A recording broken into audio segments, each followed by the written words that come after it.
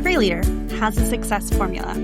The danger is in assuming yesterday's formula will solve tomorrow's problems. Welcome back to A Leader's Purpose podcast. My name is Tammy and I'm your host. And today we are getting back into the theme for the month. We're talking about signals, like invisible signals that, and what they say to our team. What do they say to our friends? Actually, really, it's what do signals say in general, things that we're not saying out loud. So we're 3 weeks into this month, and this episode. It's going to tie the last two together. If you're ready to take this further than this episode can go, the Align Leadership Audit is where that happens. So link is in the show notes, and let's get into it. So week one, first week of July, we talked about what our team is learning from our signal. We learned about how it is invisible to us until we see it, we can't see it. But once we see it, we can't unsee it, if that makes sense. Week two, last week, we went into the architecture or problem underneath it. So what these signals are really causing and costing us. So this week, we're going to go to where those signals come from and where they originated. And really, they happened even before we knew what was happening. So the strength that you built and what happens when it doesn't get updated. So here's something nobody tells you when you keep getting promoted. The thing that worked last time isn't guaranteed to work this time. Not because you got worse at it, not because it's no longer a strength. It's because the job changed and you're still navigating with the same map. So like I started, every leader has a success formula. We know what got us to this point. Every leader has this formula, and you probably can name yours without thinking about it. And it probably is something like being a hard worker, so working harder, saying yes to opportunities. I know that is one that I leaned on a lot. Being a problem fixer and having the answers, staying involved and maintaining high standards, and even being incredibly dependable. So these are all things that I've heard from people when I ask, how did you get this promotion, or what are some of your strengths? It's like, I'm a hard worker. I say yes to things. I fix problems. I stay involved. Even, outside of my job, I stay involved with the community or the bigger company and at large, right? Those weren't accidents. They worked. We hustled more, and we can say that they worked, and that's why we kept doing it. They got you the promotions. They built your credibility. And now something that used to feel natural is starting to feel like it's working against you, and you can't really name why. And it's not that you got worse at leading, because we know that's not true. It's the formula that you built. It stops getting updated. And so I was thinking about this. I was like, what can I talk about? But immediately I started thinking about the paper map versus the GPS in our pocket, right? Do you remember the paper maps, the ones that were 6 feet wide, and the ones you needed a doctorate in order to fold back? Or even better, MapQuest, which is a little bit more accurate, right? But you printed out 15 pages to go 70 miles, and you had to watch the odometer to make sure you went the 6.1 miles before turning left, because there was really no landmarks or, GPS now. Kids don't know how good they have it, right? So the paper map was accurate the day it was printed. And it was thorough. It had all the details of the roads and different things. But after it's printed, it stopped getting updated. And roads still got built. Bridges went up. Routes changed. That paper map doesn't know it. And it keeps showing you the way it used to be. And most leaders aren't lost because they're bad navigators. They're lost because the map that they're using that stopped getting updated somewhere along the way. You knew the way. Then a bridge went up that no one told you about. Or road construction, the detour the map didn't account for. Or what about the director should know most of the answers, or a VP should know how to build people, how to develop people who know the answers. Or a founder should probably make every decision. or a CEO shouldn't, like, ... You could fill in the blank. We've all heard these things, these thoughts, and maybe we didn't even hear them. Sometimes we say them to ourselves.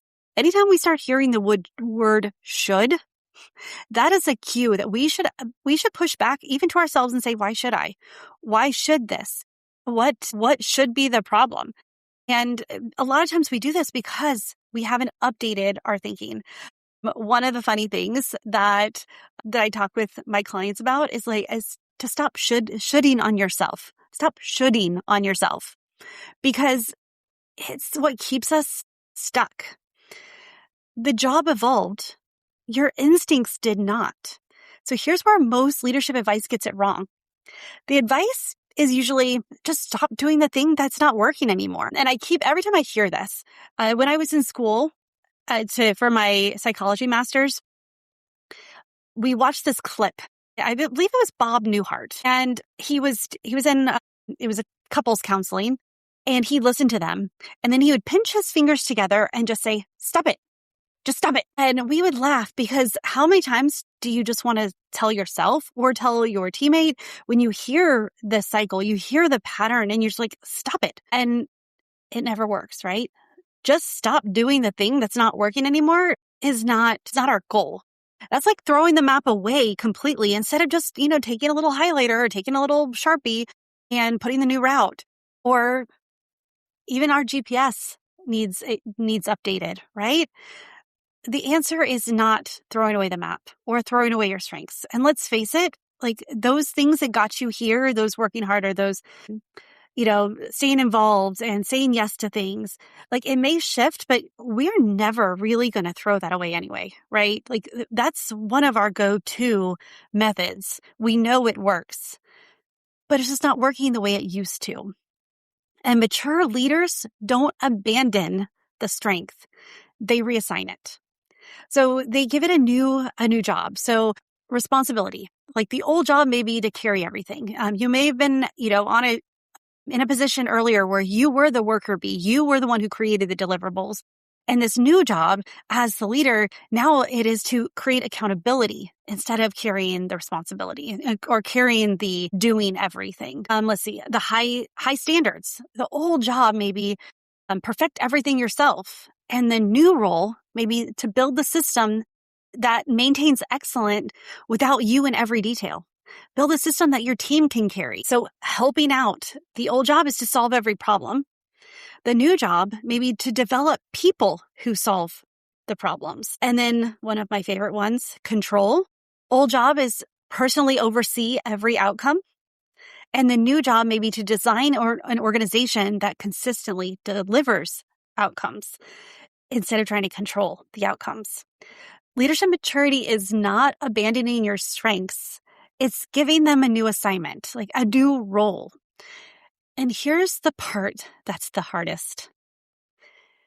Redrawing the map does mean admitting the old one doesn't work anymore. This one is not a confidence problem. This is a status quo problem. We don't naturally define things that already worked or that are working, right? Why would we? They worked.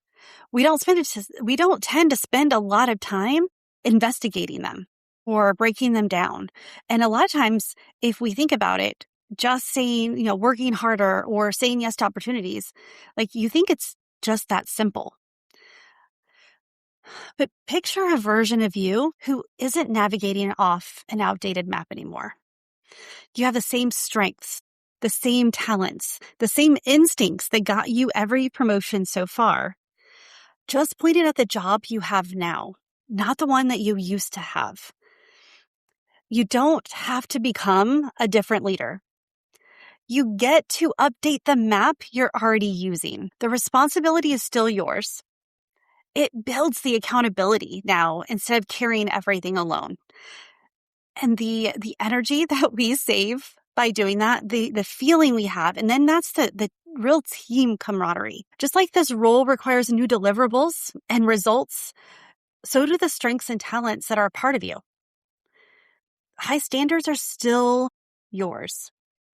They just live in a system now instead of in your personal review of every detail. Nothing about you has to change. But where these strengths are pointed, what your focus is, the definition of your role, that's what needs to change. So I want you to think about here, your signal check is what strength am I still using in the job I had instead of the job I have now?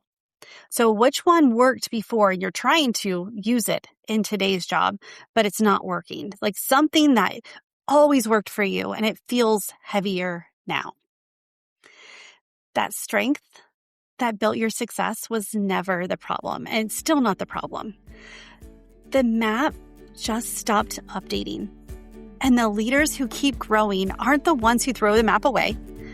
They're the ones who are willing to redraw it, even when the old one's been right for years. And if you're ready to see what your map looks like right now, the Aligned Leadership Audit is where we find out. 45 minutes and a clear diagnosis of what's running your leadership right now. Link in the show notes, and I'll see you next week. Bye for now.